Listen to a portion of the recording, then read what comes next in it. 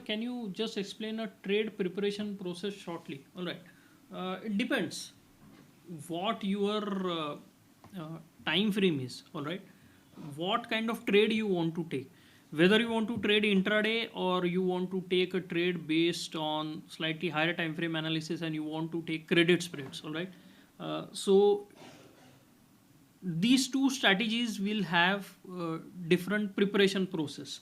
So if you go to the course, you have the trade preparation process in for longer time frame and shorter time frame as well, so you can refer to that, but I'll just quickly go through this for you here.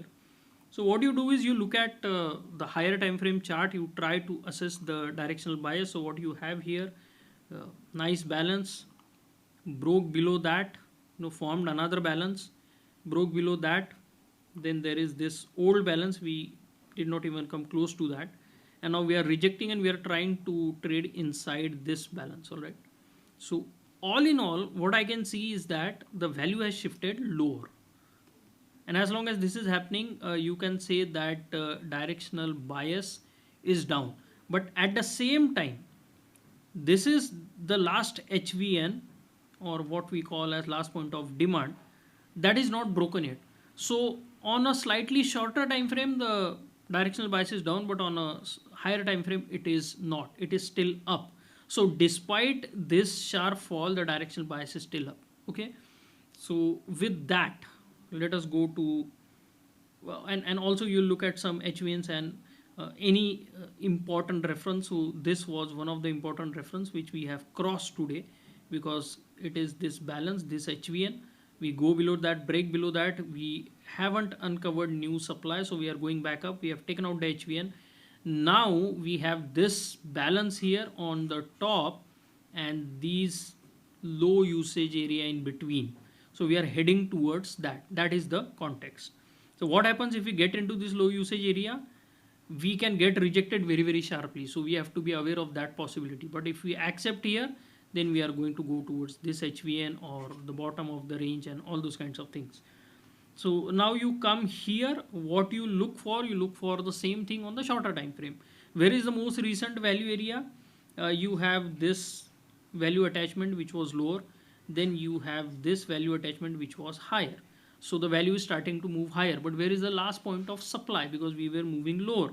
Where was the balance from where we broke down last time? It was this. This is the balance from where we broke down, then we consolidated, then we went back up.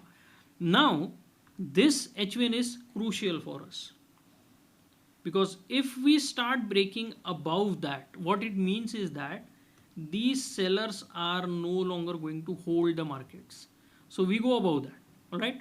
Now we struggle a little bit, but now we have broken above that. We are finding some acceptance here. So above this, what we have this small zone. All right. 46,400, 46,600. So now we are struggling there a little bit. So we can pull back a little. We can again make another attempt to take out this zone. If we fail, then we can get a deeper retracement, or we can start going above that. Okay.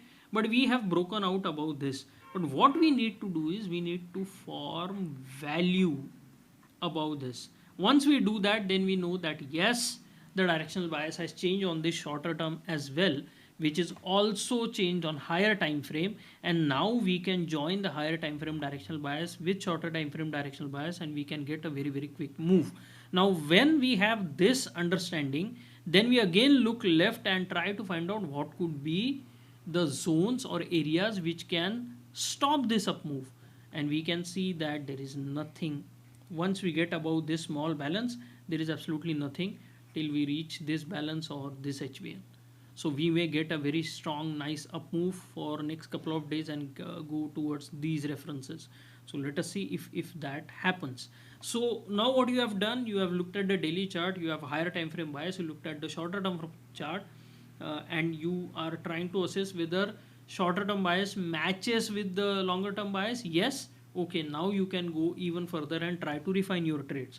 Now here, once you know that okay, that is the bias, and you have gone above that HVN, now you can look for these kinds of developments to take short term trades. Now if you want to take a longer term trade like maybe a credit spread. So as soon as you break above that HVN strongly, you can do that. Or if you get a bigger, deeper pullback to VWAP and then it starts bouncing, you can do it there. All right. Or you can wait for the whole value to form, and then because the value has formed higher, you can then take a trade for credit spreads. But for intraday, if you want to stay with the bias, then intraday you also have to look at what is happening on that particular day, because let's say we know that the higher time frame bias is up and there is an HVN where we are getting resisted, and now you can see here these 2 days, if you look at what is happening here, we are completely moving sideways. Even though the higher time frame directional bias is up, we are still moving sideways, and this will happen. Why will it happen? Because of the shorter term forces that are in play. So why is this moving sideways? Why is this consolidation happening? And the answer comes from here, because we are struggling to get above this HVN. Once we do that, then the price moves will become smoother. All right. So this sideways development is some sort of absorption of supply at this HVN. Make sense? So just because higher time frame is up does not mean that you are going to get trading opportunity on every day. There will be these sideways kind of days, because now we are dealing with shorter term forces as well. Yeah, the main wind is in one direction and the ship will go in that direction smoothly. But then there are small waves that will come and that will create some resistance, and we have to overcome that, right? So different analogies can be given. This is as good as any, and you can use this to position yourself for in the direction of higher time frame as well as shorter time frame bias. Sometimes the shorter time frame bias is opposite to higher time frame bias, and there lots of confusion start happening. So usually what will happen, I'll show you. If let's say the higher time frame bias is up and now you're coming lower, right? So once you start doing that, you will get these deeper retracement. This deeper retracement will happen in two places, all right? So let's say you are moving higher and now you are starting to fall. During the beginning stages, you might get some deeper retracement, and then it falls very, very sharply, and then again you start to see deeper retracement until you break this lower high lower low structure, and then you stop making lower lows, but the retracement will keep being deeper until it finally accumulates everything. The retracements become shallower and you break out again, only to reach a point where again the whole circus again starts. All right. So you also have to be aware of this, like what stage you are in.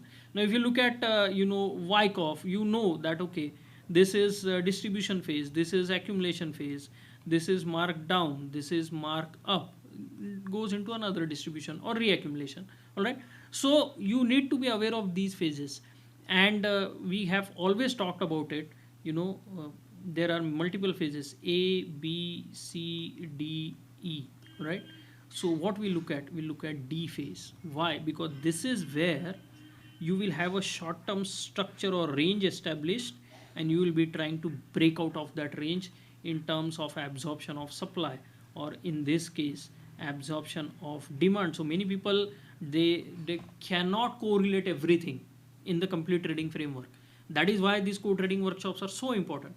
Now what is happening, if you look at just the Wyckoff, you will see these phases, and naturally for every trader the attention goes to C phase, because that is the test. That is where you test below and fail, and you want to catch this bottom for the ultimate top.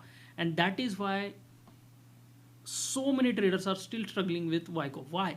Because this is the wrong place to look. We want D phase. Okay, C phase is there, C phase has happened, we have gone higher, but are we absorbing supply at the top? If this is not happening, forget about it. But once you see these signs, then you know that all these things are going to follow. That is the key. Okay, that is the key. So you can use this logic. You can it's that's why I call it a complete trading framework. Okay? You cannot ignore one part, and you cannot just say that okay, I am only going to trade with intraday trading guidelines. Okay, great, that will keep you out of bad trades more often than not. But unless you understand the context in a bigger way, right, See, we talked about deeper retracement. That is precisely what is happening here. What is happening? As market starts coming lower, deeper retracement, deeper. Then finally we break the lower low structure here, and now we are coming down. All right. And what is happening here? You see, it takes a lot of time. It takes a lot of time before it finally breaks through. You see, these are deeper retracement. Now, don't compare this retracement with this big up move. Obviously, there is a gap, there is a shift in the mindset of traders. But if you look at the ranges of these 2 days, we are almost traveling the whole range every time. These are deeper retracements. And then what happens? We start to give another imbalance. All right. What is happening here? Now this was not the most ideal sweep. It should have come like sharply here, then gone higher, consolidate and continue higher. But this is not a sweep. But yeah, some sort of sideways development, no supply. We are getting upside follow through.